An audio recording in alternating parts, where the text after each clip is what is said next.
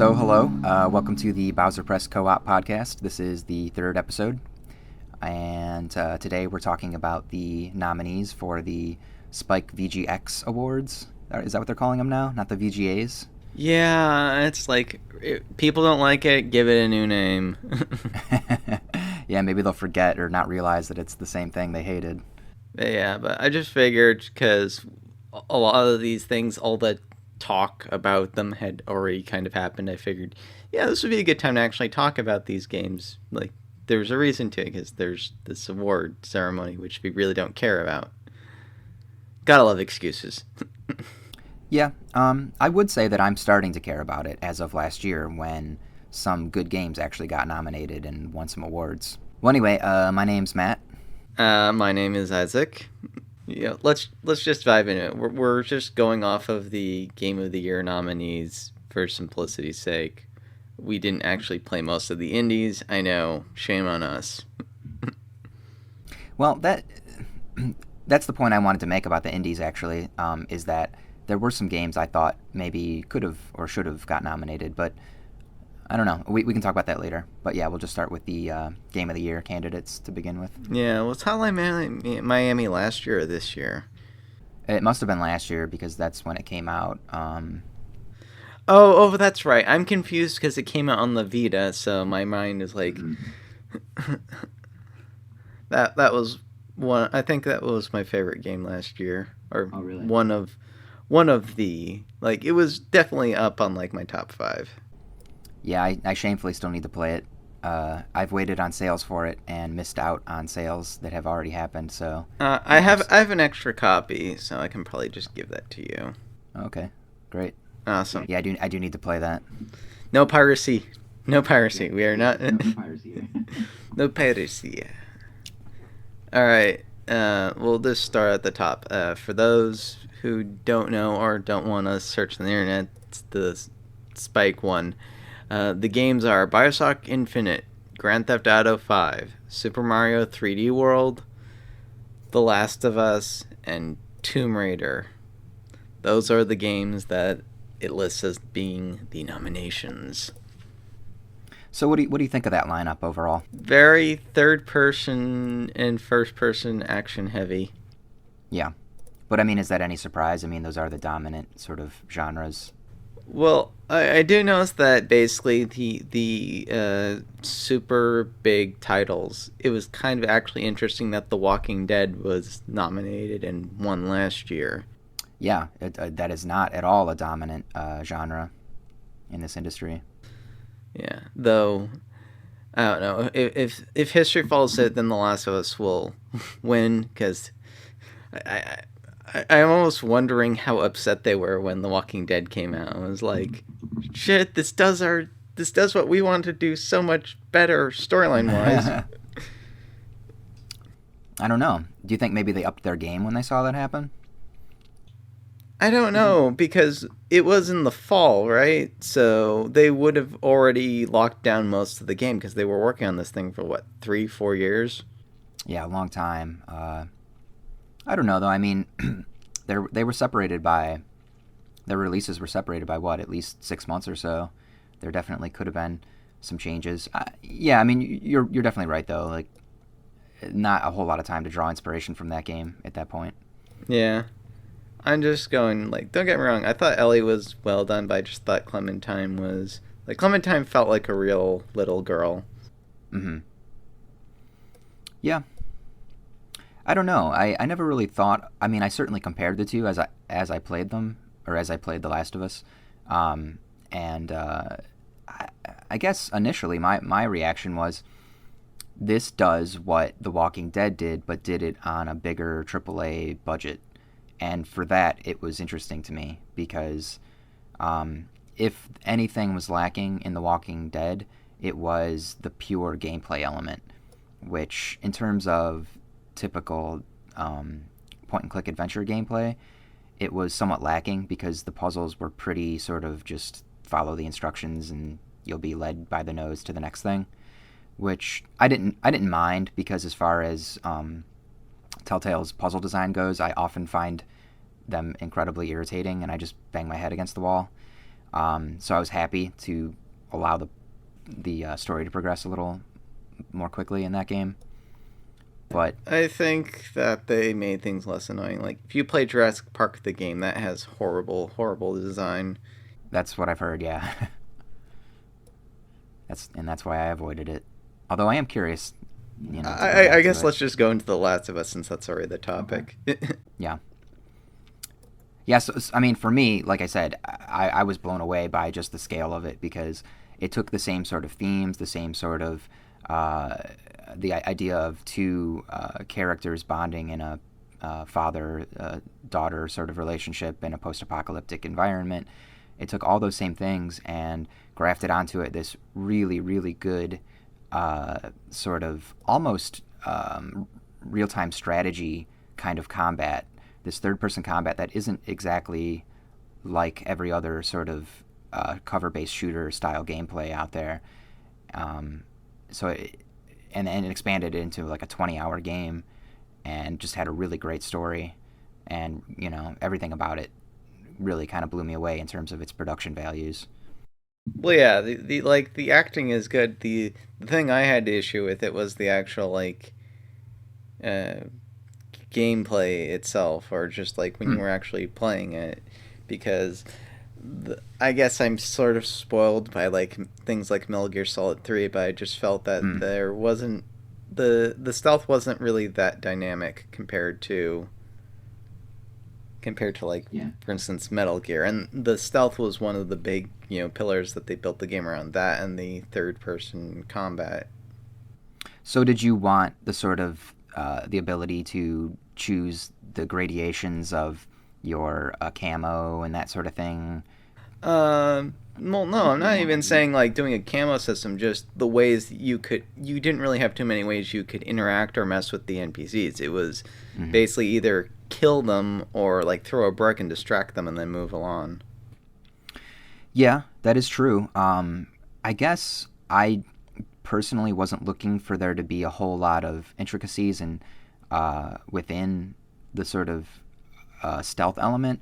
What I liked about it was what the options that they gave you all felt essential, and the way that each new tactic or weapon or tool that you got opened up one more new like wrinkle to the gameplay, and then it sort of slowly taught you how to use all of those different elements and combine them to take advantage of all the different sort of opportunities that they afforded you.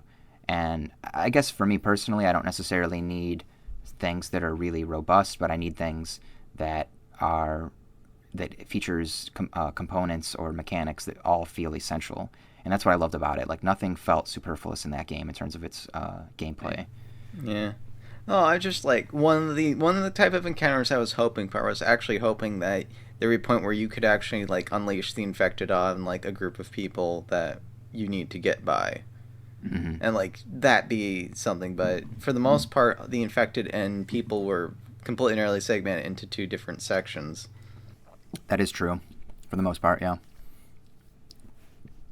that's a good point. Yeah, they could have done more with that. I do agree. Yeah, it's just that's I guess that's the thing with it. It's that it was competent, but there was nothing super special, at least in relation to the gameplay aspects of it. I just felt that more could have been done. And I actually like saw some of the makings ofs, and they actually talked about how like they cut things out because they felt that that interfered with their story, which I don't necessarily know if that was the right call or not, but What elements do you remember them saying that they cut out? like there were supposed to be some there was like some items and just a couple other things. So basically, the thing that they focused on heavily was their story, and it seems to be, at least when it comes to Naughty Dog, and they seem to be at least on the right track as far as this goes. They seem to Mm, want to be like the Oscar movie, the cinematic equivalent for like video yeah. games is that they want to be prestigious and whatnot. I would say, yeah, I mean, it's a good comparison. Although with the Uncharted, it seemed like they really wanted to be more the blockbuster than they wanted to be the critical darling. Yeah. Um, Well, the thing with Uncharted was they were the critical darling. So Yeah, exactly. I guess in this in the video game industry, you can be Transformers and also be the critical darling, which makes it a little bit different from movies. You know what? That would be funny. You know what? Actually, yeah, Transformers might have actually made a really good video game instead of a Michael Bay movie, because then you'd be blowing up everything, and that might actually be fun. Well, yeah, I've heard that the Transformer games of recent vintage have been pretty good, although I haven't played them. But yeah, but going back to The Last of Us is that I think I mentioned this one of the previous podcasts, but or maybe I just told you this personally, but I actually despise Joel when it comes down to it. Mm. I agree. Yeah, he's a pretty unredeemable character ultimately. Yeah. And cutting back to Hotline Miami, it seems that we've figured out one kind of story that we can tell that justifies like the usual things that we do in games. And that is, oh, you're a sociopath. So of course like you mow down 30 guys, but you're still a horrible monster. Exactly. I remember reading a conversation with Ken Levine about this very thing, and he mentioned how exactly what you said, basically, how this is what we have to do in games. If we can't have a character that we explain to be basically an awful person, then we can't justifiably have them within the story killing a lot of people. So what you end up having happen is a lot of games of recent where we've discovered that we can have stories without the, quote-unquote ludonarrative dissonance. I actually hate that term. I just think they should say narrative dissonance, because ludonarrative is the theorem that is kind of shaky to begin with. Well, I think it's getting at the idea that there's a dissonance between both the ludo or gameplay and the narrative or story. Is that not the idea? Yeah, well, I'm just saying that I think just saying narrative dissonance covers that feeling. I don't think it does, because I think the term is getting at the idea that you are playing as someone who is killing a lot of people and acting like a sociopath, but when it comes to the story cutscene elements, they are not seen as a sociopath. They are seen as just sort of a regular Joe Schmo or whatever. And I think the term is getting at the idea that playing versus what you see in the cutscenes causes the cognitive dissonance. But whatever. I mean, I wasn't aware of there being a theory ascribed to that term. I'll try looking up and send it to you sometime. I just was looking and okay, not quite, because the whole thing is that since players can basically fuck with things in your game, you can run around in circles, that destroys your fiction or your proverbial universe. I might be simplifying this a little too much. Well, I actually have read some scholarly journal articles on this, and that is basically the long and short of it. Yeah, having the ability to control an avatar makes it so that whatever story you're trying to tell isn't going to come across 100% the way you want it to. And I think that's something we need to start embracing. I think this is what I was going to go into, is that because a lot of games are trying to ape film, and film, that's a negative effect. Mm-hmm. If people are doing things they're not supposed to be on your really, really controlled environment, you're screwing up as a filmmaker. But there's another narrative-based medium that screw-ups are expected and it's considered part of the form, and that's theater. Because no one is ever going to say, wow, that acting on stage was really good, but if those lights weren't there, because the lights point out that it's a stage, we just sort of have the lights there, and we understand that that's part of the whole deal. We've sort of filtered that out, and we still have great performance, and we still have the story of these people falling in love or killing each other or whatever. Mm-hmm. Although I'm not sure we would really be able to put up with an actor coming out on the stage tripping, then leaving the stage, coming out tripping, then leaving the stage, coming out and flubbing a line, then leaving the stage, coming out, starting the whole thing over again, and then maybe accidentally their top coming off and then leaving the stage and then putting their clothes back on and coming out and starting from scratch 10 times in a row, like. Yes, but if that was the person that paid for the entire production and just wanted to star in it, if we're going to go with the gamers as actors metaphor that some people seem to go for, then yeah, that's actually what it would be. The gamer is basically a rich asshole who doesn't necessarily know what they're doing, but has paid to be the star of, like, Romeo and Juliet, or... Right. Oh, it's... You know what? Maybe the perfect analogy is the Ark music video people that made Rebecca Black a star. Oh, yeah. That you know what? That's gaming in a nutshell. Yeah. Because we all game on Friday. Yeah, horrible. Sorry.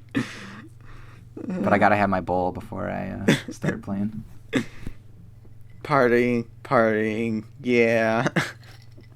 Oh, yeah. I never thought we would get to Rebecca Black from The Last of Us. Oh, it's... It's now I'm just thinking that would be hilarious if they did it for video games and you had, like, Rebecca Black doing the mocap for Ellie. Oh, like, yeah. her parents paid enough for it. Ciao.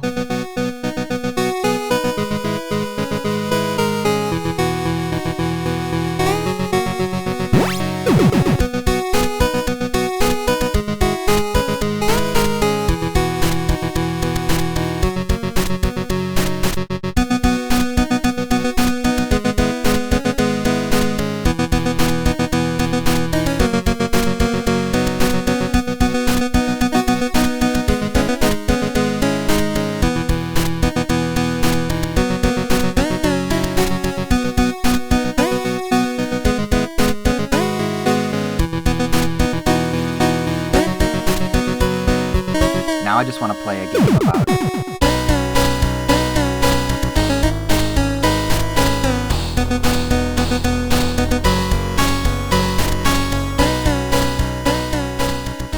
Making your own music video.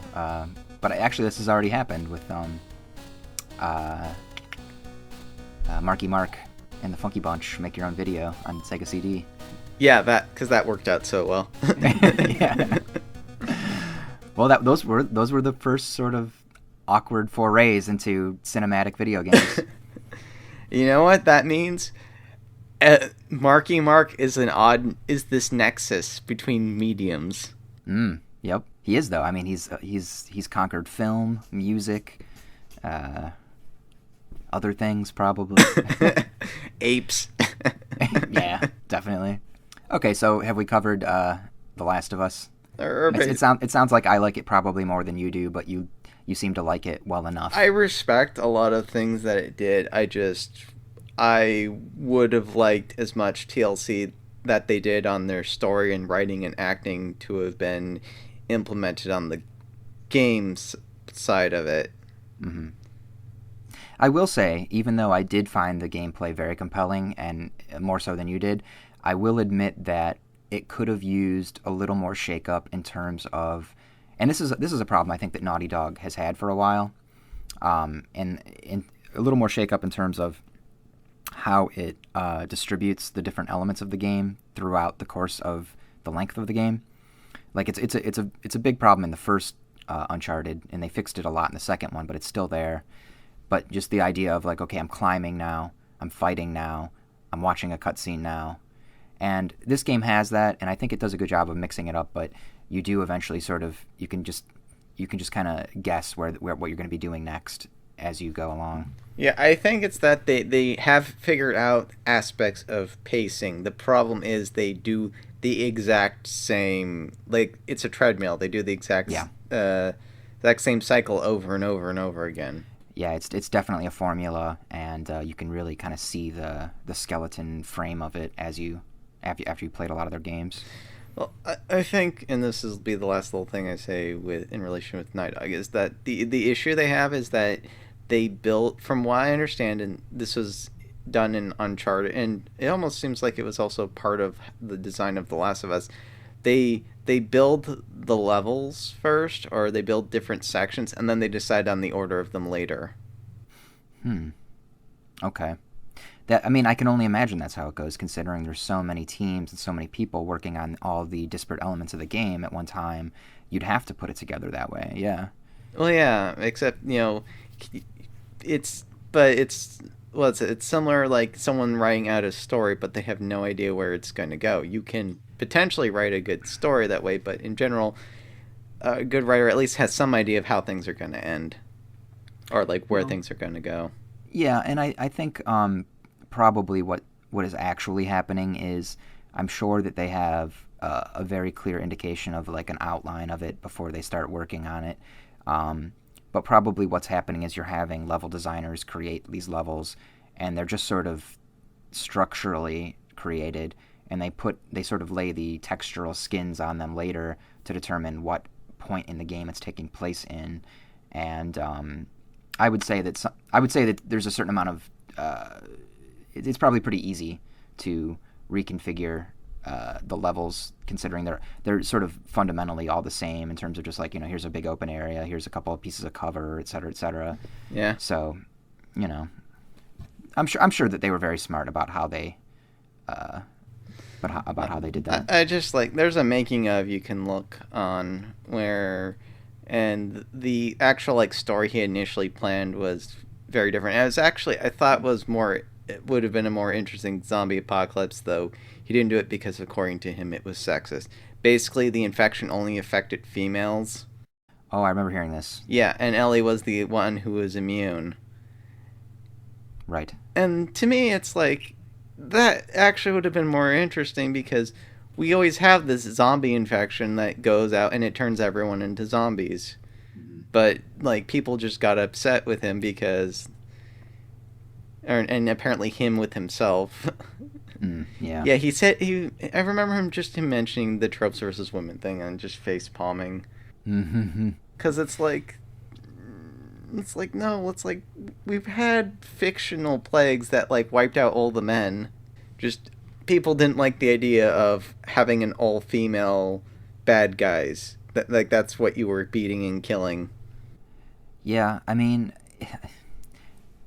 I kind of don't blame him though. I mean, the fact of the matter is, if you don't have something really, really strong to say about that topic, and it sounds like he might have landed on the idea of it being only women, almost as like just like one of those,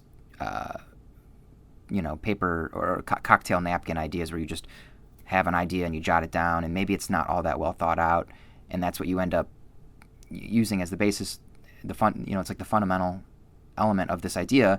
But then when you really look back and examine it, you figure maybe, what am I really saying about this? What does this really mean? And maybe the guy really doesn't think all that hard about like social and gender equality and that sort of thing, and realize maybe I don't want to be the one who's making this statement because I can't really do it justice as a storyteller. I can only I don't know, I can only guess that maybe it might be something like that. Well, I was just thinking actually it would be at least more old school feminist to have just the fact that like Joel being a horrible sociopath and murdering all these women, like that could fit with it in the messages of the horrendousness of humanity that The Last of Us seems to go into. Yes, and Joel could be shaped like a phallus. I mean, hell, they have enough freaking sexual imagery in Silent Hill, and that's beloved. That's true. That is true. Like, Silent Hill 2 is basically man frustrated, murder wife. Yep. It's very feel bad about it. Yep.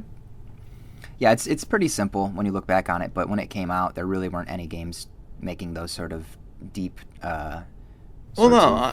My point with Silent Hill 2 is that it does that, like, it's very in-depth, and when it goes about and, examining the psychology of James, but I'm just saying the story is that, but how it's executed is what makes it in-depth and interesting.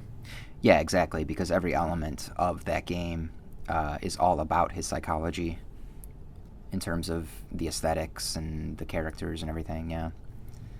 I miss Team Silent. Yeah. Well, there's always Kickstarter. Yes. And I guess, well, that's a good amount about Last of Us. Let's go to the other Troy Baker. Yes. thing. Troy Baker is fighting with Troy Baker this year for dominance. He is. Actually, it is appropriate given the theme of what we're going to go over next, BioShock Yep. Infinite. It's just another. Oh, it's another. Joel's another duet. Yep. If you traveled the future and had a wife, maybe not. But yeah, BioShock Infinite. So you've disliked this game. I like this game. It's kind of weird how we're flipped. Well, it happens. Yeah. Well, it sounds like you probably enjoyed the gameplay element of this game more than you did The Last of Us, and I'd be curious to hear why. If that is the case, I'm just guessing here. It's like, actually, it's kind of funny because the criticism that the combat could have been more does also apply to BioShock Infinite. Because it just seemed a lot more rudimentary, and they kind of cut a lot of the more interesting dynamic things out from the original BioShock. Yeah. But I guess it's just that. I guess it's because for the most part, there was less heavy use of cutscenes, and you were for the most part doing a lot of the things that the character was doing. Whereas The Last of Us, a lot of the big character moments generally are sort of done like you're watching it in a third-person camera. Right. In a cutscene. Yeah. That's a fair assessment. I certainly do value the ability to actually be in control of big story beats in a game. I guess I conceded that The Last of Us was a different kind of game that wanted to tell a very clear story, so I was willing to let it, take the control away from me for certain cutscenes. But BioShock Infinite is a game that you play entirely from the first-person view. I guess it's that there's less heavy use of cutscenes. There's still times where they do it. But I guess it's also just the fact that it does have the more gamey things. Like it does have like the handymans and all these other crazy things. Right. Well, I don't mind the handymans. I think that they could have been a lot more interesting if it wasn't so easy to just sort of take them out with any old gun, shooting the hell out of them in any. Yeah. I think that's the problem I had with the combat generally. Was like there were all these systems that they wanted you to think were really interesting and dynamic, but ultimately you could just go through the game with a couple of the same guns and just blast the hell out of everything. And I would have liked to have seen what their game was like in the development of it, because it does seem at a point they went, well, crap, we've tested this and not enough people like it to justify the money that's been put into this game, so... I think that's exactly Halo. What happened. Yeah. But Halo without the great AI. Yeah. Or another thing with it is that, as I said, I like this game, but I'll criticize it to hell and back by all means. People going, Elizabeth is this wonderful AI, and it's like, no, she's not, because she can't die. Like, it would have been really impressive if she actually had a health bar, but was just really, really good at taking care of herself. Yeah, absolutely. I mean, I think Resident Evil 4 is the perfect example. I mean, everyone says they hate escort missions, and I feel like they must have, at some point, changed the design of BioShock Infinite to accommodate what they considered most people's understanding, that they agreed that we don't want to do escort missions. But Resident Evil 4 is hugely popular and it was very successful, and it's one big escort mission. It is. I think the thing with 4 is that it alternates. Like, Ashley gets kidnapped, you rescue her. That happens a couple times. So there's a lot of these times where you're just on your own. So it's not like you have to babysit her the entire time. That is true, yeah. But when she is with you, you do have to worry about her survival. And like you said, she is very smart. She ducks when you attack and when she's in front of you, and knows how to take cover and all these things that make her not just like a babysit, make it so you don't have to just babysit her. And it actually adds some tension and makes the gameplay dynamic in that way. Yeah, you even played as Ashley. Actually, going briefly back to Last, it was actually felt that was kind of annoying how all the NPCs were basically invincible. So I would actually when I was in a group in The Last of Us, I generally would just shoot at one of the groups and then run away, and the effect it would run after my allies and just fight them that way, so I didn't have to use anything, because I knew they wouldn't die. Well, you do sometimes have to save them. I had been in that position too, and they do have life bars, and if they die, then you lose. I mean, I have had that happen to me in that Really? game. I guess it's just that I stayed back, and as soon as they got into the whole whatever, I just go in, melee, run back, do it all over again. It's a it's a good tactic. It sounds like it worked for you, but yeah, I definitely did have instances where my allies died, and I sort of failed in that way. Yeah. All right. Back to Infinite. Yeah.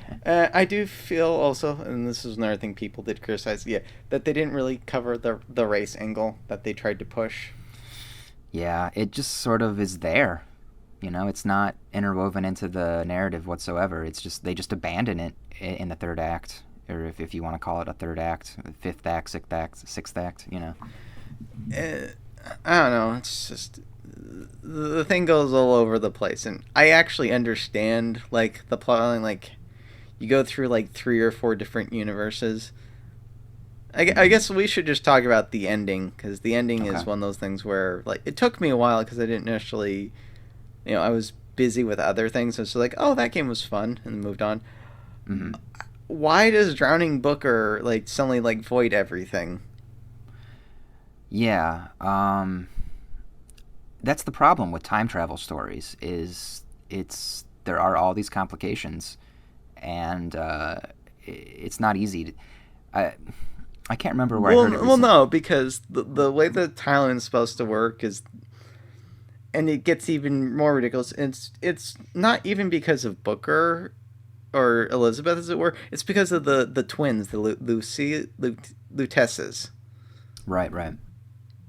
Because one of the big plot points is that it's the female and male Lutessa, the male crossed over, and that's the males from the universe Booker's from. Okay. I don't even remember that. Well, no, that was one of the plot points. So you're basically going from the convergent timelines. The actual split is the Lutessas, Mm-hmm. and then you have the 2 Bookers from those 2 timelines. Do Wounded Knee, whatever. Both go the baptism. The one we play as is the one from the male Lutessa that chose not to go through with it. And the Comstock we see is from the female universe that went through with the baptism. Okay. And then there was the crossover with stealing Anna DeWitt. Yeah. So kill both of the Bookers, and you don't have the sort of no, the idea of kill Booker at that particular moment and void him becoming Comstock, period. Okay, yeah, but you only did that in one of the Lutessa timelines. Mm-hmm. So, and also, if we're going with multiverse theorem, I don't know, I guess that's because I'm into quantum mechanics and whatnot, which the game referenced heavily. If everything that can happen is happening, then you can't prevent anything from happening. Yeah, I certainly don't know anything about...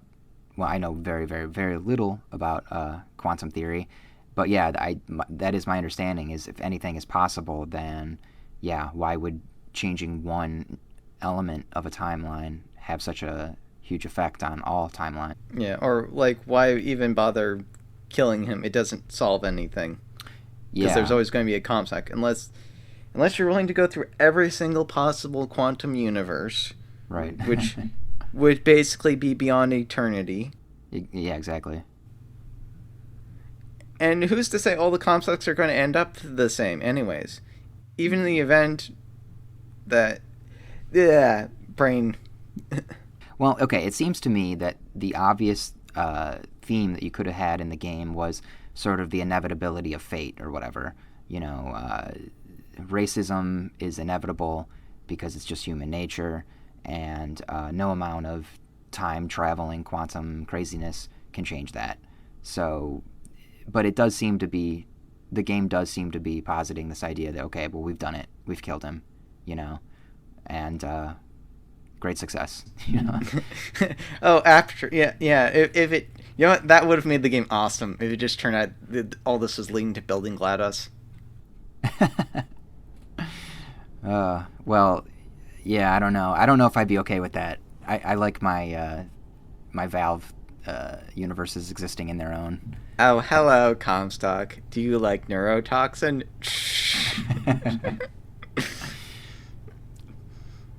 And it's all just a setup for Portal 3. Oh, actually, that would have been funny. It's like, turns out, yeah, the Bioshock Infinite logo warps, and it's like Half-Life 3. No, never. Portal 3 first, and then Left 4 Dead 3, and then Defense of the Ancients 3. And then a kart racer, then Half-Life 3. Yes, Valve Kart Racer. And then we'll think about Half-Life 3. Yeah, but real quick, because I know you didn't play the DLC, and this is actually what sort of started bringing on this podcast, was that Right. I did. And with the Under the Sea DLC, the twist of it basically is that you're playing as a Comstock instead of a DeWitt, which it shouldn't even really be a twist, because, like, Elizabeth gets all pissed off at him because, like, you're pretending to be someone you're not, except his original identity was DeWitt. Right. So, basically, the one you're playing as, instead of the finger falling off, finger getting cut off, like, Anna's head was cut off. Uh-huh. And then that Comstock was so depressed, he had the Lutessas send him to freaking Rapture through another portal. Except, why would he then take on the identity of Booker DeWitt and all these other things? So that's how the game explains the Booker DeWitt character? Is he sort of lived in Rapture initially? No. The one you're playing as in the DLC is basically a Comstock. And, okay. And Anna DeWitt died instead of just getting the finger cut off. So he was super depressed. Okay. And the Lutessas send him in. And then a Big Daddy kills him at the end. And it's like, end of part 1. I'm just going, okay. So once again, you have to sort of kill yourself.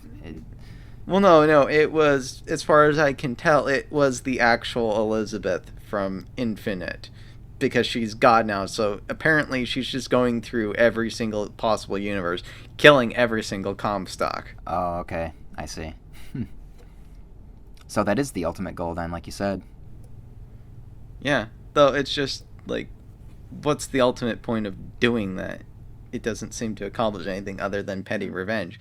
Though you think after killing him a couple thousand times you get tired of it. You would think. Do you have anything else you want to say on Infinite?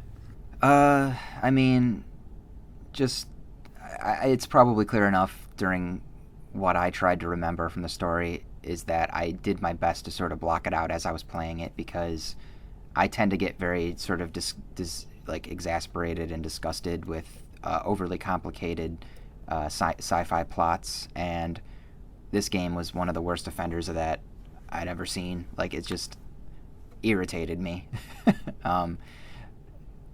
So I guess that's my ultimate thing, is like the gameplay I found pretty underwhelming, and the story I just found just confounding and retarded ultimately.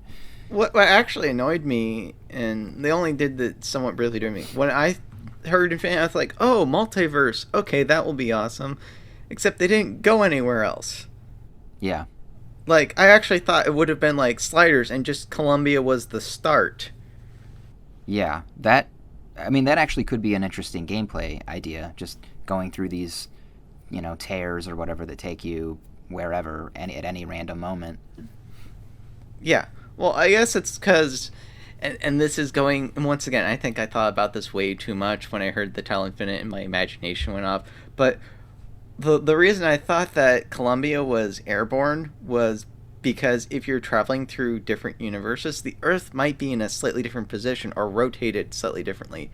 So you might, like, come out in a mountain. But if you're airborne, and presuming you had your coordinates right or whatnot, then you don't have as many things that you can run into because there's not as much in the sky. There's just air, which is not the same as transporting into the middle of a freaking rock face. Right. But isn't that sort of the same problem? Then you're just kind of suspended in the air, and then you're dropping to Earth. Well, no, like the platforms and everything, like that's what they would be shifting, like Okay. all those. Once again, I thought about this way too much. Fair enough. I mean, you're into quantum theory, so it sounds like it was going to deal with that pretty heavily, and I guess ultimately it does it in a pretty superficial kind of way, which Yeah. is the disappointment. Gliders to me actually was one of the better series about dealing with that. Well, it certainly is a very bankable kind of idea for a TV show, because every week you don't know what you're going to get. It's sort of inherently exciting. Well, yeah, well, that's why like a video game, because then you really could do anything and have a justifiable reason. They just decide to stay in the sky for some reason. Well, let's go to the game that you have played and I haven't. Super Mario 3D World. Yeah, I mean, I don't know what to say yet. I mean, I got it on Friday, and I've been playing it this weekend, and I'm about 5 worlds in, and so far so good. It's good. I guess I'll put it like this. As someone who, I mean, maybe I should have mentioned the Mario series when we talked about inspirational games, because they always have kind of been these benchmark games in my life, and Super Mario Brothers, the original, was one of the very first games I ever played, and Mario 3, of course, fell in love with that, and Super Mario World felt like such a reinvigoration of the series. And then by the time Mario 64 came out, I mean, I can't tell you how much I loved Mario 64. It felt like all of a sudden I was within a real breathing world, and then of course like Galaxy was really good, and Galaxy 2 was really good, and so with this one. They're sort of expanding upon the 3D land that's already on 3DS, the way I think of it is, with Mario 64, I feel like I'm inhabiting a real world, and with this game, I feel like I'm inhabiting a diorama. It's sort of a very superficial, fake sort of world, and that seems to be what they're going for. They want it to. They also want it to feel very much like Mario 3. They want you to never forget Mario 3. And I feel like that sort of stalls their progression and ability to be truly innovative with the series. Not that I don't think that they've done some really good things here in terms of innovation, but ultimately it's just baby steps. It doesn't really feel like a whole new, brand new conception of Mario the way, say, Mario 64 did. Yeah, this is one of the reasons I've not really bothered with the Mario games recently, because I know what they're going to be, like exactly what they're going to be, and not like in a good way. Mm-hmm. Yeah, it's unfortunate, but yeah, when I really think hard and I really am honest with myself, I've not really had that sense of wonder and awe that I've had with this series since Mario 64, and I don't think it's ever going to happen again. And part of that is just that I'm jaded and I'm older now, but I do feel like they've stagnated. And that's not to say that they've gotten bad. I mean, they're not Sonic by any stretch. They're still really good games, but they're never gonna really like grab me by the throat and just like make me feel alive when I'm playing them or something. Like. Well, yeah. Well, it's like Mario is to platformers what Call of Duty is to shooters. Well, I don't know if I agree with that. I mean, Call of Duty is annualized for one thing, and those games come out whether they need to or not. Let's put it that way. Whereas with Mario, I get the sense that they're willing to, at least with the mainline games in the series. I don't necessarily mean the annualized part. I just mean the more so that they just keep doing, in essence, the exact same thing. Yeah. Well, I mean, that's the thing, though. I mean, going back, I feel like, yeah, I mean, obviously it's going to be a platformer, and obviously you're going to have fire flowers and invincibility stars, etc., etc. You're going to bust blocks with your fist. But even keeping all those core elements the same throughout the series, they've innovated in such, like, really sort of groundbreaking kinds of ways over the years, going way back, that I don't think that they've done as of late. And I'm not trying to bag on it. I really like it, but there's just sort of this element of it just sort of feels like Nintendo really wants to be Disney, and they do recognize, I'm sure, just as well as I don't even know if it's true actually, this like urban myth that kids recognize Mario. Kids recognize Mario more readily than they recognize Mickey Mouse, and I'm sure they've heard that, and I'm sure that they revel in that, and I feel like they're more, in a very explicit way, trying to be like the modern Disney, and part of that has seeped into how they present their games, and they just feel a lot more sort of whitewashed and more devoid of personality. And Mario has to be safe because we can't even remotely risk offending anyone because we want everyone to play this and love this. Of course, yeah. And I mean, I certainly don't expect Mario to like start toting a 9mm like Shadow the Hedgehog or something. I don't want that even. But well, no, it's just I think it's because when they did Mario Sunshine, that didn't go over too well, so they would just decide, well, screw it, just go with classic Mario. Well, I think that's and I do see Mario Sunshine as like the worst in the series. But I think the problem there is that what they did is they just sort of grafted one simple new mechanic onto the basic foundation of Mario. And I think what they found was people aren't willing to, just give Mario a backpack or give him a jetpack and call it a day. Like, it needs to be more fundamentally innovative than that. And I think Galaxy did that, but ultimately it just still felt like it didn't impress me the way Mario 64 did back in the day. Not to say I didn't love it, I did. But there's just a certain je ne sais quoi that is missing from this series as of late. And like I said, it might just be my personal bias because I'm older and jaded now. But I do still play Mario 64 regularly. Like, I pull it out every couple years, or even more than that, even probably once a year. And it's just such a joy to play that game even now. And Mario 3 or Super Mario World, those are the ones I hit the most. I'm weird because I do love Mario 3 and Super Mario World probably more than I do love Mario 64. But for whatever reason, for me personally, Mario 64 is the one that I can just... There's just a quality to it that it's like comfort food. I can just pop it on and play. I guess it's with Mario 64. I love Yoshi, so no Yoshi outside of 120 stars. Right. Mm-hmm. I have to add that in there because there'll be someone who's like, no, Yoshi's in it for like 5 seconds. Well, yeah, talk about disappointment. When I did get all 120, I thought for sure you'd get to ride him, and then he just jumps away after he gives you 100 lives, and it's like, what the hell am I going to do with 100 lives now? Like, I've already beaten the game. I don't need him. Yeah. I find it funny when games do that. It's like, you've beat this ultimate challenge. Here's a weapon that makes everything, like, die. Yeah. Wouldn't it have been better to have it before I did the hardest part in the game? Mm-hmm. Yeah, I think the contention there is like, well, just go have fun, go wild, but it's like, well, I've already kind of explored every single nuance of this game as it is. I don't really need to go wild. Yeah, like, that's one of the reasons I tend to like if you can have a new game plus option, where like you go through with like the ultimate gear or whatnot, because then that's just like having fun. Yeah, exactly. So I mean, if you can find that to be a fun endeavor, I have all this cool gear. If that's interesting to you, then hey, you've got that option. So it just depends on how compelling it is to go back around again with that new gear, I guess. Yeah. But yeah, so I guess that's my spiel on Mario. It's, as someone who loves the series so much, it's somewhat sad to not get those old warm and fuzzy feelings I used to get.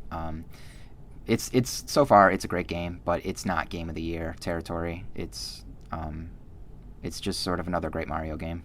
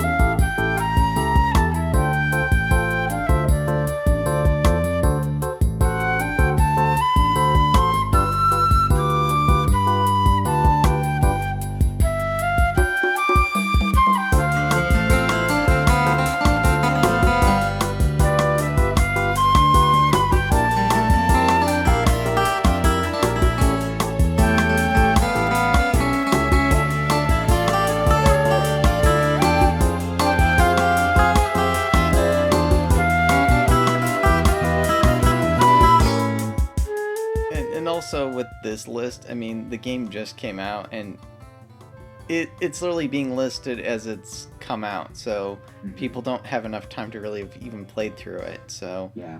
it's basically set on this category list to die, as far as I can tell. Maybe. I was going to say, though, that's sort of the problem I have with awards generally.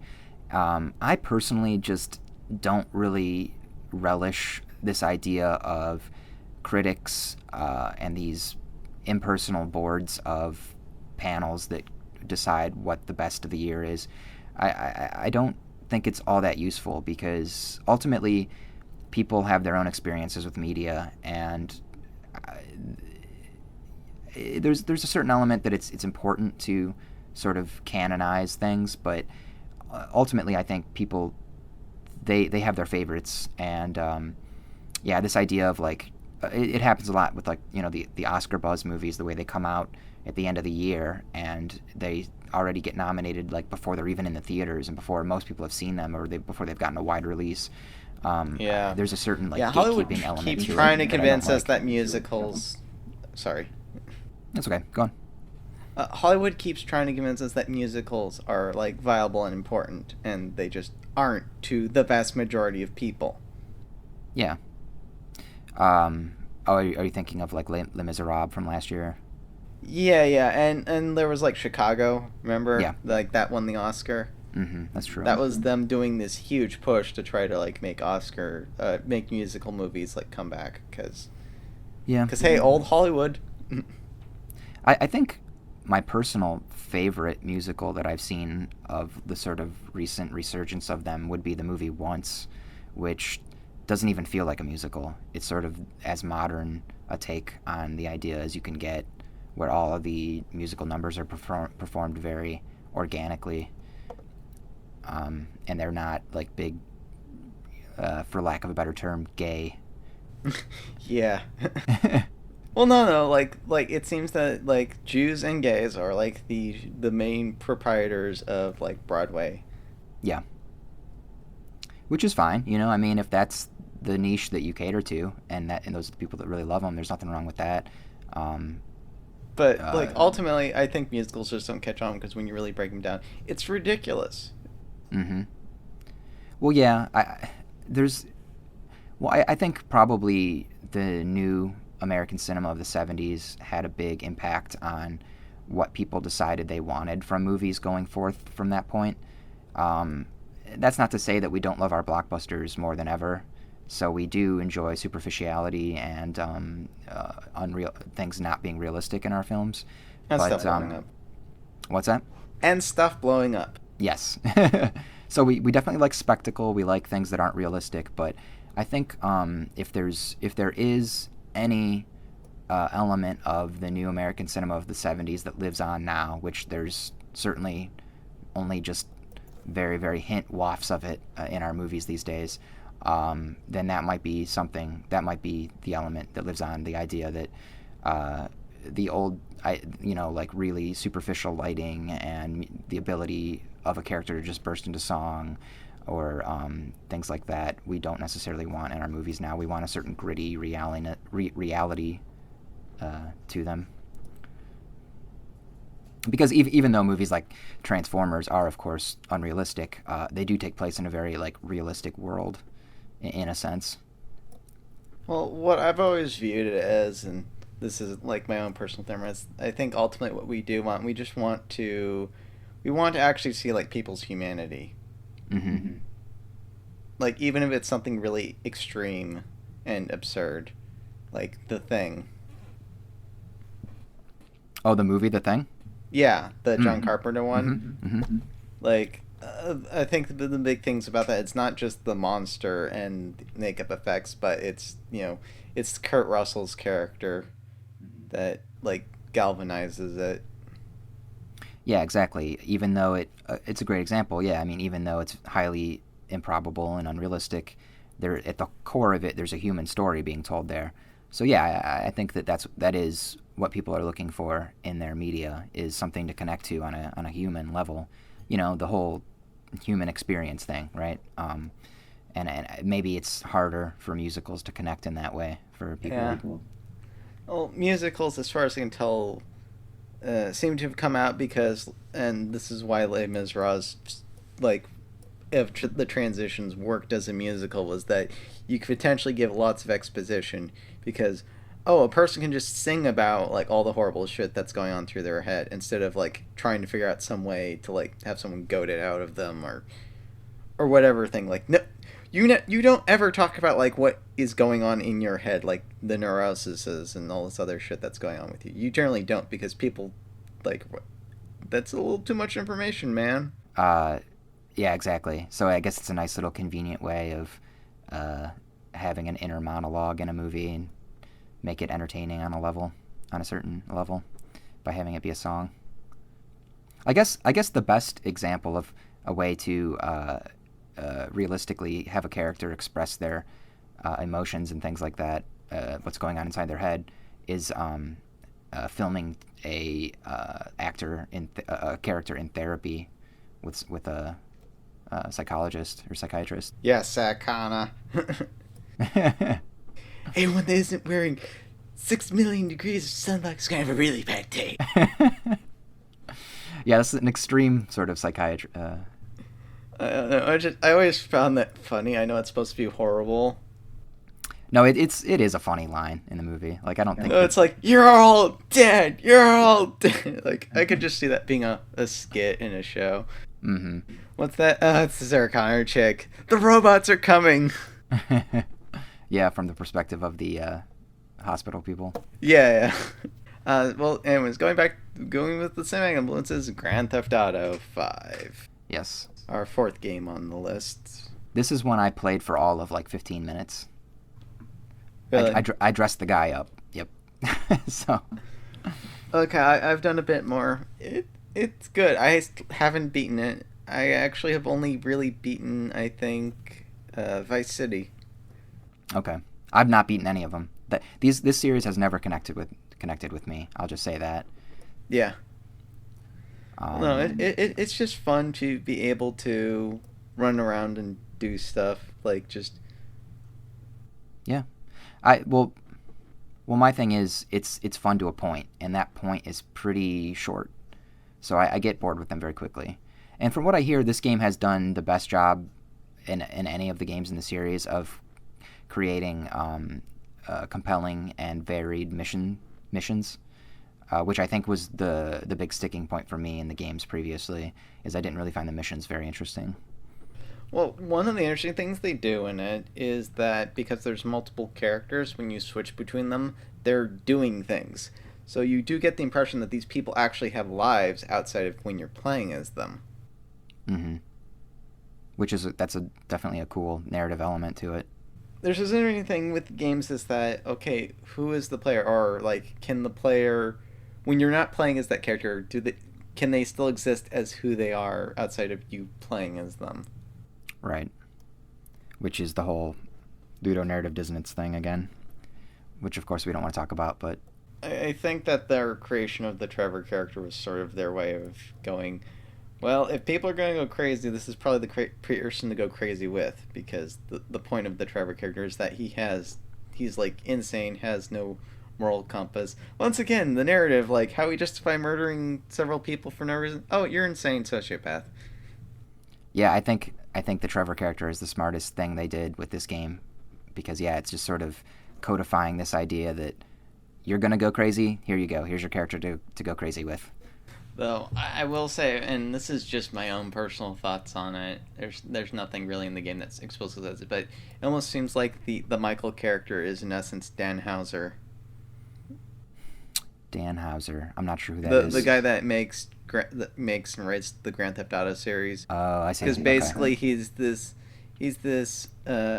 person who's like a mobster and is like just goes back into it because that's what he does. Like he doesn't really have any purpose or drive in his life. It's just kind of sitting back drinking alcohol.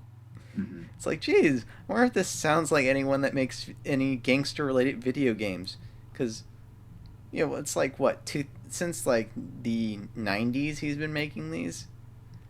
Like I could just imagine that he's just kind of burnt out on making Grand Theft Autos, but he has to because that's what's expected of him. I actually didn't know that there's been one figurehead that's written all of these games. Well, it's like there's multiple writers, but like yeah, it's like if you ever look, it says like written by like Dan Houser, and like there's maybe 2 or 3 other people, but his name's infinitely associated with like Grand Theft Auto.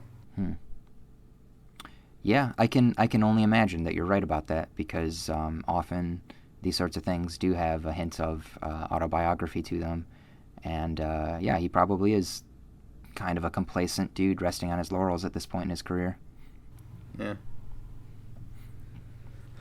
Well, since you didn't play, there's not much else good. Tomb Raider. And this I haven't played at all. You haven't played at all. I want to really bad, and I've just been putting it off. I actually like some aspects of it better than Uncharted, especially as far as the combat goes. Mm-hmm. And this goes into seemingly the theme with a lot of characters, except for the case of Mario, because you could just say Mario's on drugs instead of insane. Is that Lara Croft also is a sociopath, though the game doesn't flat out state that she's one. What do you have to say about that infamous statement that I'm not sure who it was involved with the game, but whoever it was said that they don't want you to roleplay as Lara, but they want you to roleplay as the omniscient third person whatever and just take care of Lara? That was one of the producers who Okay. was being an idiot. Let's see. It was actually written by Rihanna Pratchett, who is Terry Pratchett's daughter. Okay, who is Terry Pratchett? He's if I remember, like he's a fantasy writer. Okay. It's just saying that they got an actual they got a writer's daughter, from what I understand, has done actual. I haven't read any of her stuff, so I can't really rate her as a novelist. Okay. But point is that I find it actually it's kind of good that you mentioned that whole thing and be like you want to take Lara because of the shitstorm that came out because of just an asshole like caressing her like for like half a second, Mm-hmm. and then her killing him was like decreed by so many people as like OMG sexist. It was seen as sexist that she killed a guy? No, because there was like this implied rape thing. It was a stupid controversy. Okay. So that's literally what you see in the game, a guy sort of petting her?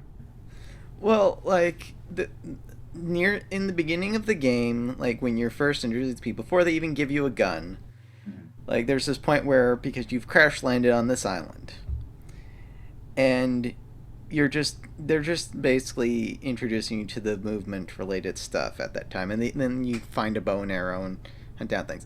Well, you finally open up into the next area, and you're being rounded up by all these guys who are also on the island. Okay.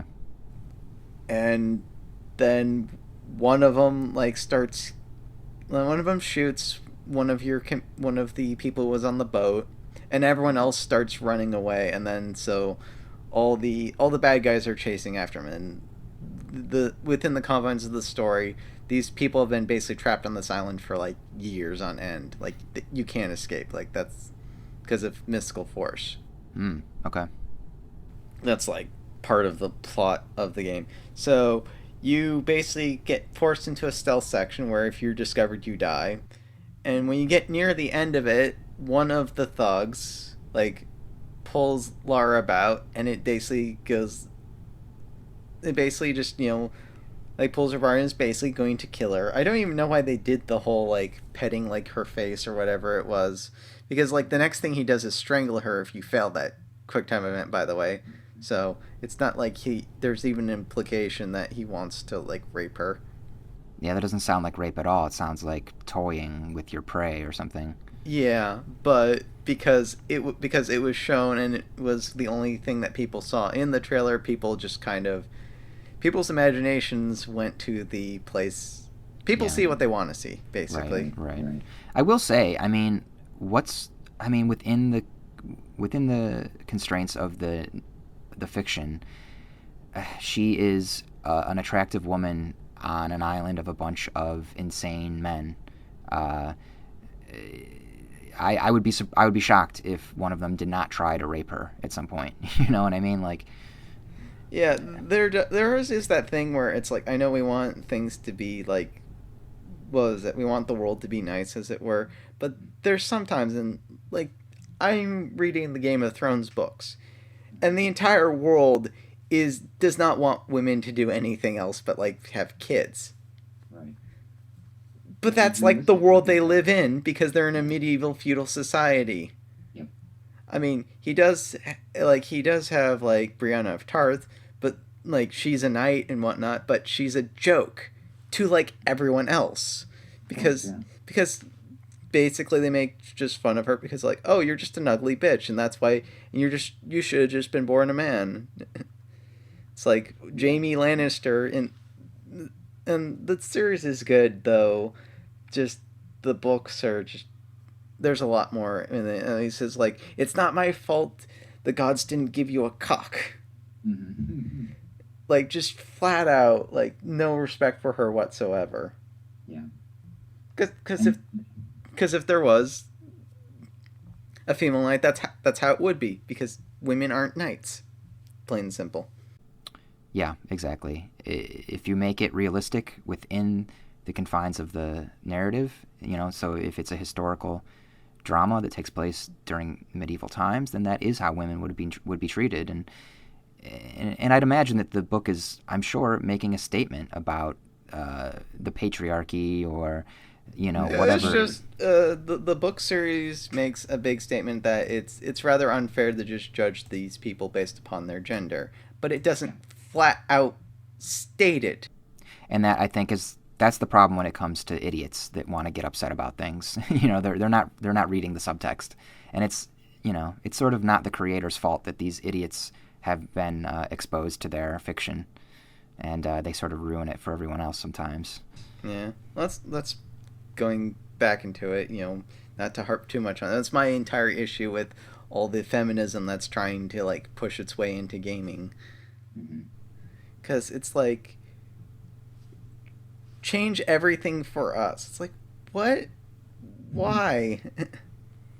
Why? Because you perceive things to be sexist, they automatically are? No. Yeah. I think there is a certain element of, you know, it is a boys' club, and there are going to be, I mean, there's definitely... I wouldn't even say it's a boys' club. In my personal experience with it, and looking into other things, just because there's a majority of a gender doesn't mean that they're necessarily exclusionary. Well, yeah, for sure. But the fact of the matter is, like, it's basically comes down, and I know, like, this is the classic example that they like to smack down, but it's basically just commerce, and, you know, video games are made to make money, and most people who buy video games are men, you know, and, you know, I know that it's like a stupid argument, it's like too easy to make or whatever, but, I mean, if you don't think that art and commerce are inextricably linked, then you're kidding yourself. Yeah. Well, no, it's even super, because going back to my example with Game of Thrones, in the books and whatnot, Brianna Tarth is supposed to be like butt ugly. Like the actress they have playing her looks a lot nicer. Like she still looks nice. Yeah. You know, compared to most people I know. Like they pretty them up. I mean, even like Tyrion Lannister, you know, he's supposed to have like mismatched eyes, and like he's supposed to be almost look like a toad. But, you know, Well, that always happens, you know, unfortunately. I just put it down that everything's aren't necessarily depicted as real people. They're an extreme. Right. Well, the thing is, there are deeply unattractive character actors out there, but they, for the most part, don't want to cast them in these roles, I suppose. Yeah. I mean, even the case of like Ellie, and the guy was saying, you know, I've made this really progressive thing. Ellie is attractive. Ellie is this very nice looking young girl. Like she, you know, even though, and she, in the one little scar they gave her is like there's a like a cut or something in her eyebrows. Her eyebrows kind of Right. separate, but it's like cute and whatnot. If you Mm-hmm. dealt And with an that's nothing actual, against her. yeah, if you dealt with an actual little girl in that type of environment, if she had been attacked, I don't know, she might be missing like half her face or something. Mm-hmm. Mm-hmm. Like, have you ever seen any of those pictures from war zones? Like, what happens to children? Mm-hmm. Or you could, I suppose, touch on a different nerve with the sort of in Middle Eastern countries the way it's so popular to throw acid in women's faces who have scorned you. Yeah. Um, Oh yeah, yeah. It's like I do find it funny is that I'd argue games have more race-related issues than we do with gender. Because Mm-hmm. think about black people. oh yeah, I mean, although that's true of like almost all popular media, Oh the yeah, yeah. representation of minorities. Oh yeah, definitely. But I'm just thinking like, or even like fat people. Mm. I think okay. Speaking of Naughty Dog, I think of the Fat Drake from Uncharted. Yeah, they And did it it's as just a joke. Yeah. No, but could you imagine like a big fat guy being the head of like an action game? Yeah, it's unthinkable. Yeah. Why not? I mean, logically he should have the muscle mass given the fat he's dragging around. And I have known like fat security guards that could just like literally like break your neck. Huel from Breaking Bad. Yeah. Yeah, yeah. It's not likely to be a main character, like the main character in like a single player game that you control. Yeah, I'd be impressed if it happened. Maybe that's the next vanguard of like, you know, representation in games. Oh yeah, it just also, and I'm not even saying it's intentional. I'm just saying that's part of what is because chances are a lot of the programmers and people making these things are white people. Oh yeah, it's true. Well, I think ultimately we shouldn't be saying let's try and have more diversity in our games. We should be saying let's have more diversity in the people that make them, and then you will have stories that are more diverse. And ultimately, what ends up happening is you have to look more at like the indie arena, which is the same with cinema even now. You know, I mean, I was just before we started podcasting, I was telling you about 12 Years a Slave, and I mean that's not made by a black man, but it definitely speaks to that culture, and it's the exception, not the rule. So ultimately, you do kind of need to rely on the minorities to tell their own stories, and unfortunately, they're not often as popular. Yeah. Well, there was there was a discussion with like Tellis and Jeffy and a couple other thing in like the Elite Lounge. Tellis and Jeffy is like an ADR director type guy, like he worked on like Street Fighter 4 and whatnot, and he basically said that like people in the future aren't going to have troubles telling black stories because everyone's going to be white. Is that true? Well, what he meant by that was that because there was the topic of there was the Black Spider-Man, and some people were having issues with that. In that, basically, the mentality and mindset that people have when you're of color, you get treated differently, and you have a mentality of being black. And so the whole point about that was that in the future, or at least whenever anyone depicts things in the future, it's always like a black person acting like a white person because, of course, then, we've brought everyone back up to where we are. And so the I'm black is gone. And you can just think of them as a person instead of a skin color. Yeah. That's the hope. Or at least in relation to how we think of ourselves. Because I don't think of myself as my skin color and you don't. Mm-hmm. But I do wonder that if people called it out all the time, would I start doing that? I think so, yeah. I mean, I don't know if you've ever been around a group of, say, black people who referred to you as being a white person, but that can inform the way you even behave within that small group of people or whatever, it definitely, I'm sure, has a huge effect on black people or people of any minority. I just remember there was a book I read a long time ago. It was actually kind of controversial back in the day. It was Black Like Me.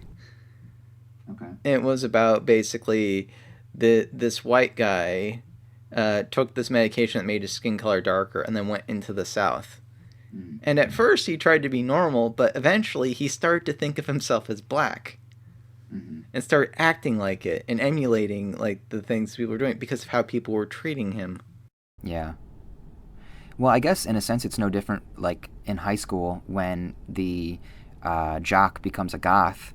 And I mean, if you dress that way, then you are a part of that subculture in a sense. You might be called a poser at first, but if you emulate them long enough, you'll be eventually welcomed in. And yeah, in a sense, I would say your appearance does inform your identity. I don't know scientifically if that's true, but I would guess that if there was a study on this, that it would probably prove that out at least to some degree.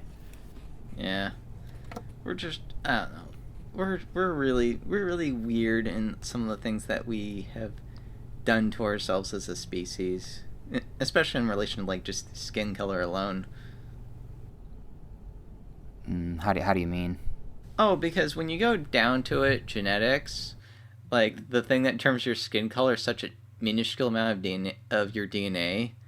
Like it doesn't determine any of your other traits. It's just how much melanella you have in your skin. Melatonin. Yeah. Is it melatonin or melanonin? Or I'm Something not like sure that. now. How much you have is set to be in your skin. That's it. Like doesn't not relate to any of your other traits. Yet we have traits that we associate with that which genetically have nothing to do with that. Right. There's actually, I would make the argument there's more of a reason to like have things like sexism than there is to have things like racism. Yeah, in terms of biology, men and women actually are pretty different. Yeah.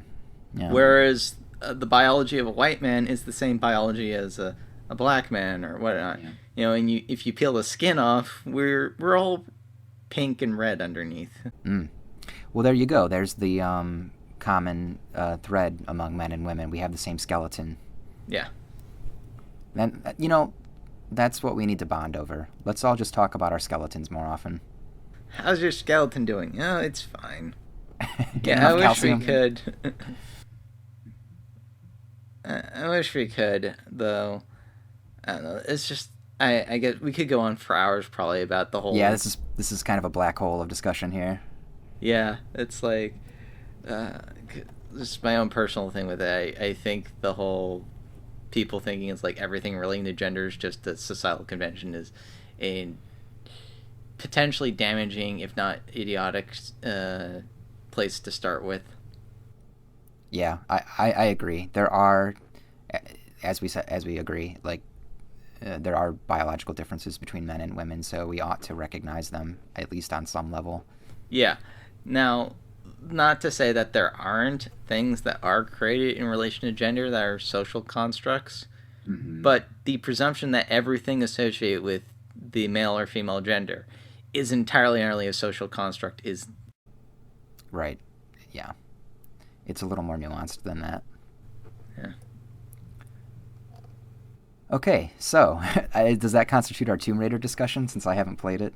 Yeah, I guess. The big thing about it is that it's as you know, it's an origin story. Mm-hmm. And basically, like there's technically two stories going on within it. Because there's the first one about that they hyped up, which is like a young woman having to survive and do all these other things. Mm-hmm. And then as soon as like that ends, which is when she climbs the tower that they showed in a lot of the trailers, the communications tower, and you fix that up, like she's basically in essence grown at that point. And then the rest of the game is just dealing with this weird ass supernatural. Okay. And it like literally gets introduced like the scene after, and then that's entirely what the game's about. That's too bad.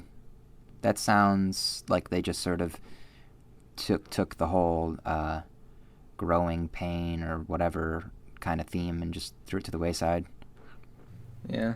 Well, it's more so just that the game flat out just goes goes through that real fast and then just goes, okay, now we're on to the supernatural. Instead of like spacing them out, it would have been better if, you know, if the supernatural stuff had started way early on and then her growing up had been longer into the game, like at least to like the quote unquote third act or whatnot. Yeah.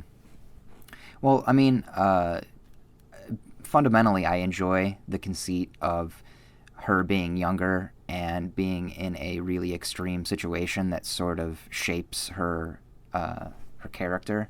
So that is something I was looking forward to, and to hear that it is such a small element of the game is disappointing.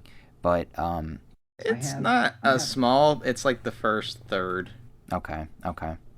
And I mean, it always has been a tradition of the series to have like this supernatural element introduced somewhere toward the end of the game as well too. So that's nothing new or shocking. And I certainly enjoy those elements of the game as well too. So yeah, I'm just, as far as I know, and this goes back to the James Bond thing, where the new ones were just about like James Bond becoming James Bond, so we could get back to James Bond. This, as far as I can tell, the new Tomb Raider is just them trying to justify her being like that instead of just the like 3 paragraphs of text in the original Tomb Raider, which is like, oh, she was in a plane crash and then survived and decided she liked it, so she goes off and does stuff.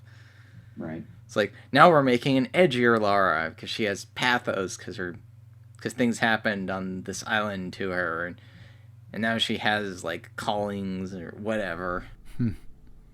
Well, I don't know. I think that it's a good cause though, because the old school way of storytelling did often allow for storytelling outside of the game itself in the manuals and stuff, and the backstories of these characters did tend to be pretty threadbare, and to sort of, as you say, build pathos in the game the way that they do, I think it's a noble endeavor, and it's something that we should strive for in games more often. Just going back to me, I guess this is another thing to bring up, ageism, and this is a term you don't usually hear too often. That's true, yeah.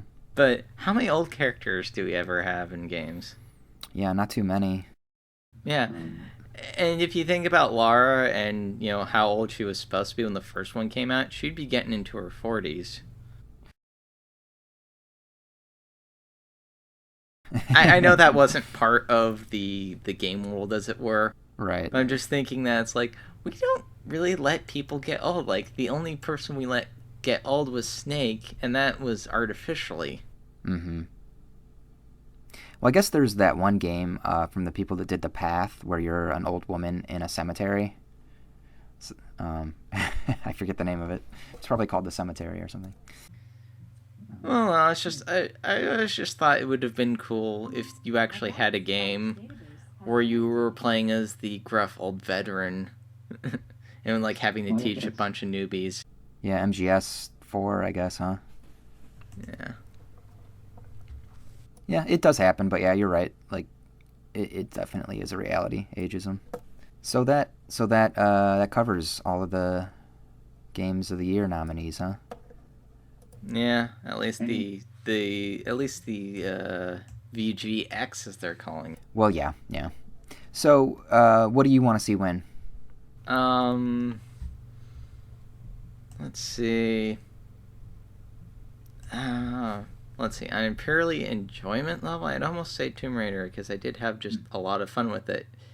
Because the thing about it is, it's not like the cinematics aren't necessarily as well done as Uncharted, as it were. But the actual like gameplay of it, like, it's a really well implemented game. It actually has better shooting mechanics than, like, let's say The Last of Us or BioShock Infinite. It has that like, what I guess would say proper combat where you get that visceral feeling, like, as you're gunning down people or as you're running towards them with the machine gun. Yeah. You feel like you're shooting those bullets and killing people with them. Yeah. I guess what would be Battle Fever? Yes, we're violent sociopaths. Well, Mario is definitely the outlier as far as that goes. Yeah. I don't know, I guess it's just also having, like, the bow and arrow and just reeling it back and then headshotting people. Yeah, is the bow and arrow, it's a better bow and arrow than the Last of Us bow and arrow? Yeah. like you can get like 3 headshots in the span of time it takes Joel to line up one and let it loose. Oh, really? Yeah. Huh. Like that, I guess that's another criticism people had, is that mechanically you're basically set up to be Rambo from the get-go. Mm. So that's one of those times where people brought up the ludonarrative dissonance. Woo! That scary specter that haunts your entire experience. Yes. I'm supposed to be a noob, but I can kill people with ease. How is that possible? Yeah. This doesn't make sense. Oh well, this is awesome. Yeah, I guess it's a thing that could only emerge in the sort of internet age where people love to nitpick everything. Yeah, well, it's just, I guess it's another thing with as far as games as a medium, because you can say someone's proficient, or you could say like he's the best of the best, he's the best soldier we ever had, and then the player goes in and like falls off the side of a cliff or something like 3 seconds into it. Yeah. Because there's no way to determine what the skill of the player is going to be. Right. Well, there you go. We need more training levels where you perform and then the game rates you and then, sort of takes the story from there. Yeah. Actually, that might actually be one way you could justify it. Like, going back, not necessarily into Beyond territory, because God knows we love that game so much. But that actually one way you could justify it, if you were like some sort of Spectre, or you were some sort of assisting artificial intelligence for a character, and to basically like plug in a combat module and suddenly become like a super soldier, because you're the character, because you the player are playing as them. Yeah, so you're saying instead of actually controlling their combat... I'm saying justifying like why things are the way they are within the narrative. You'd be like some sort of ghost that possesses the person, or you would just be like... They'd have some sort of Matrix combat, and that would be when you're playing as them. I see. Yeah, and then if they gave you all of these really cool power-ups and stuff when you were controlling them, then... Yeah, it could make it so that you were kind of a badass in those situations. Yeah, and then that would explain why they might not be so good when they're in cutscene mode. Right. Because that's one of the things that, going into certain games that has slightly annoyed me. When there's the cutscene where the character dies, and it's always from like 3 of the same minions that you've been going through, like 30 or 40 of them in the previous room. Mm-hmm. Like, it just seems ridiculous that, like, let me get this straight. I guess this one of the things about Red Dead Redemption's ending that kind of annoys me, just because they have you play through the big final shootout. Mm-hmm. That, because you spend so much of Red Dead Redemption just gunning down wave after wave of all these guys, like, you have like dynamite and all this other shit. It seems kind of ridiculous that this one posse would just instantly gun you down. Yeah. I haven't played that game. Is that what happens? Like, it's a forced lose situation? Yeah. Okay. Yeah, that's a bit hard to swallow, I'd imagine. Yeah. It's just one of those things. What the game decrees you lose, and you just because. That's one of those things that is kind of frustrating. Yeah, definitely.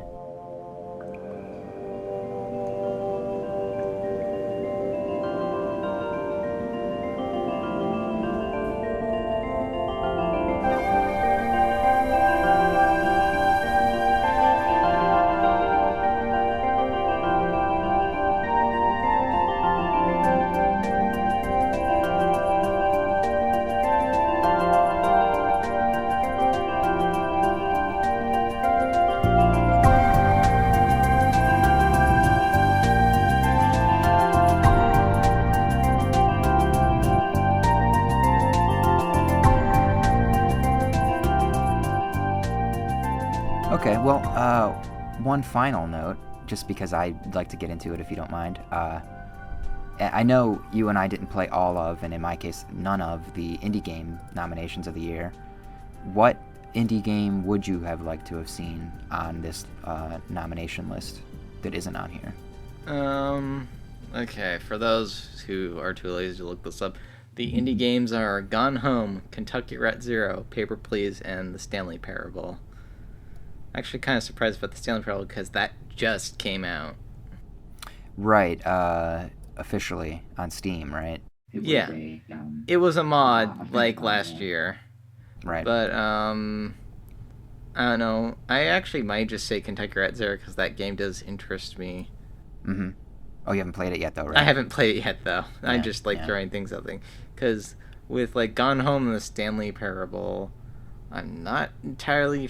at least with Gone Home, I did not enjoy Gone Home. Yeah.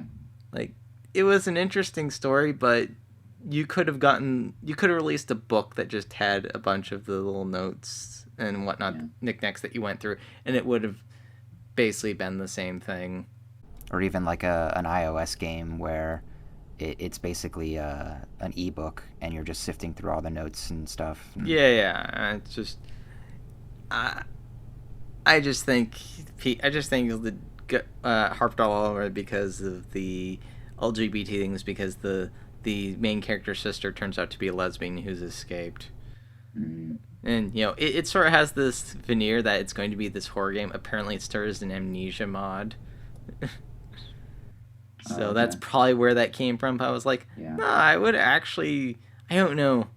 It actually would have been more interesting if it turned out that you were finding about this lesbian love story and the girl didn't actually exist. It was this split personality or something. You found out that your sister was insane or any number of things. It's just girl finds girl, falls in love, and then turns out she ran away to be with her.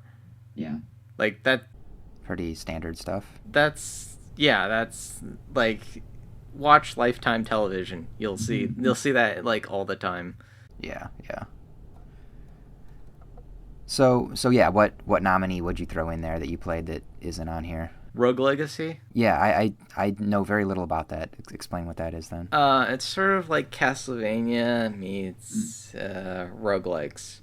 So you basically, there's this castle, and you're basically playing as this line of family that's going in and trying to get away. And it's very hard. You die very easily, but then you get a descendant. And your descendants have different traits, which are just random.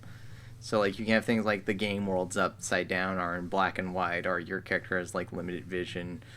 Or you can just have other things. What's the Castlevania connection? Just the bloodline thing, or do you actually? The bloodlines and the way the map works, because you're going through a castle and there's monsters, skeletons. Okay. What's the combat like? Is it action or is it sort of? Yeah, it's platforming. It's a roguelike, so the castle's always randomized every time you go in. Mm-hmm. It was a lot of fun. I didn't actually beat it, but just. Yeah, it's one I heard about and didn't check out, and I'm definitely more interested now to hear you describe it that way. Yeah, I definitely would have liked that on the list. Mm-hmm. I definitely feel that was FTL last year or this year? I want to say it was this year. Pretty sure, but I guess it gets because confusing because I associate the fall as or the winter as all of it. Yeah, exactly. It's easy to forget where November and February begin and end. Yeah. At least as far as releases go, especially since it was over a year ago. I think I would have liked to have seen, if not in the independent game category, in the casual category, Ridiculous Fishing. Oh, yeah, I heard about that one.